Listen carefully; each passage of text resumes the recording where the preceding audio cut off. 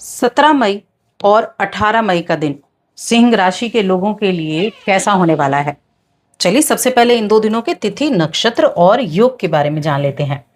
अभी जो 17 मई का दिन है, ये शुक्ल पक्ष की प्रतिपदा तिथि रहेगी, रविवार का दिन है। चंद्रमा अपनी उच्च की राशि वृषभ राशि में रहेंगे। वहां पहले से ही सूर्य और बुध की उपस्थिति है।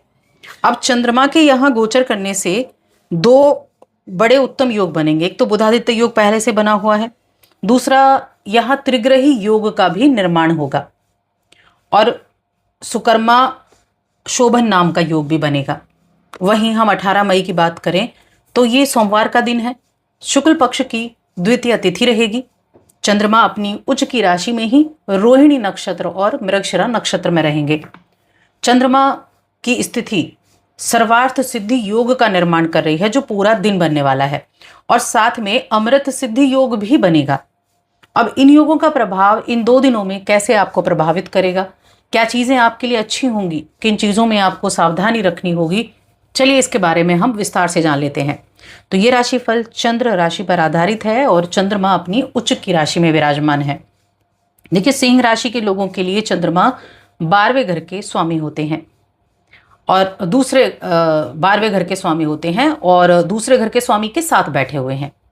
तो ये थोड़ा चिंतनशील तो आप हो सकते हैं चीज़ों को लेकर, कि आप चिंता करें, बहुत ज़्यादा सोच विचार आप करें। लेकिन जो इनकी स्थिति है वृषभ राशि में, ये एक पृथ्वी तत्व की राशि है, स्थिर राशि है। तो यहाँ चीज़ों को स्थिर करने का काम भी करेंगे आप। साथ में आपकी राशि के स्वामी भी विराजमान हैं और कहते हैं ना, चंद्रमा और सूर्य इन दोनों को राजा रानी कहा गया है। तो इस दौरान आप अपनी दिनचर्या में से थोड़ा ब्रेक लेना चाहेंगे, कि अपनी जो आपका रूटीन चल रहा है उसमें थोड़ा ब्रेक लें और कुछ अच्छी चीज़ों पर आप समय देते हुए दिखाई दें। इस दौरान आपको खुद से जुड़ने की भी मदद मिलेगी। थोड़ा एकांत में वक्त बिताएंगे, एकांत में वक्त बिता के कुछ चीज़ों को जानने का, सोचने का मौका आपको मिलेगा।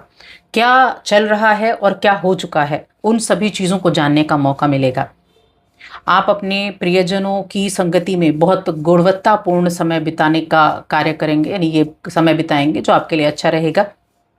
और ये जो योग बन रहे हैं, ये जो वृषभ राशि में आपके 10th हाउस में जो योग बन रहे हैं, ये आपके करियर के लिए बहुत इंपॉर्टेंट हैं।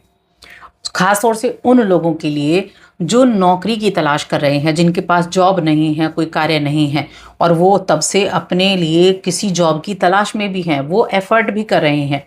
तो उनके लिए ये खुशखबरी का समय है, क्योंकि आपको इस दौरान किसी ऐसे नियोक्ता से प्रस्ताव मिलने की संभावना है जो अनेक प्रकार के कार्यों में संलग्न है। यानी आपको कई तरह के कार्य भी करने का मौका मिल सकता है। ऐसी जगह से आपको कोई ऑफर मिल सकता है, कोई प्रस्ताव मिल सकता है। तो आपके मन में जो ये चिंता चल रही थी, ये टेंशन चल रही थी, वो समाप्त होगी और इनमें से आपको सही विकल्प को सोच समझ कर चुनना चाहिए। आपको अपने काम में जाकर अच्छा लगेगा, आप अपने आप को काफ़ी मोटिवेट भी महसूस करेंगे। देखिए, 12वें घर के जो स्वामी हैं चंद्रमा, 12वां घर जो होता है ये हमारे खर्चे का भाव है। ये हमारे जो विदेश से जुड़ा हुआ भी है, और यहाँ इसके स्वामी आपके 10th हाउस में गए हैं। तो विदेशी तौर पर या अपने घर से दूर रहकर आप कोई कार्य कर रहे हैं, आप बिजनेस है, नौकरी है, पढ़ाई कर रहे हैं, तो ऐसे कार्यों में ज़्यादा अच्छे रिजल्ट प्राप्त होने की संभावनाएं बन जाती हैं। या किसी भी प्रकार की विदेशी मुद्रा आती है, या मेडिकल फील्ड भी हो गया, मेडिकल इक्विपमेंट हो गए, किसी भी तरह से मेडिकल से जुड़े हैं, तो उन लोगों के लिए उनके करियर में ग्रोथ का ये समय है। इसके अलावा ये जो है, ये अगर आप ज्वेलरी से संबंधित कार्य करते हैं, जेवर जिसको बोलते हैं, उससे संबंधित कार्य करते हैं, तो आपको फायदा होगा, आपका काम भी फलेगा और आप बेहद खुशी का अनुभव कर पाएंगे इन दो दिनों में, खास तौर से 18 तारीख के दिन। सारे विकल्पों को ध्यान में रखते हुए आप अपने काम को किस तरह से बढ़ा सकते हैं, इस पर विचार विमर्श करेंगे। और आपकी जो विक्रय राशि है उसको भी बढ़ाने का काम करेंगे। इस बात का ध्यान रखेंगे कि आप अपने जो आपके पास पैसा है, जो आप कमा रहे हैं, उसमें से आप अपने लिए कितना बचा कर रखते हैं, कितना आप इन्वेस्ट करते हैं, कितना आप कर रहे हैं और कितना आप कर सकते हैं। इन सभी चीज़ों पर ध्यान देना बेहद आवश्यक है। अगर मैं हेल्थ की बात करूं आपकी, तो देखिए हेल्थ के मामले में मिला जुला समय है, क्योंकि भारवा भाव का स्वामी है चंद्रमा, और चौथे भाव पर उनकी दृष्टि भी जा रही है। त्रिग्रह योग भी वो बना रहे हैं। मकर राशि नहीं, अब मंगल की राशि वृश्चिक राशि पर उनकी दृष्टि है।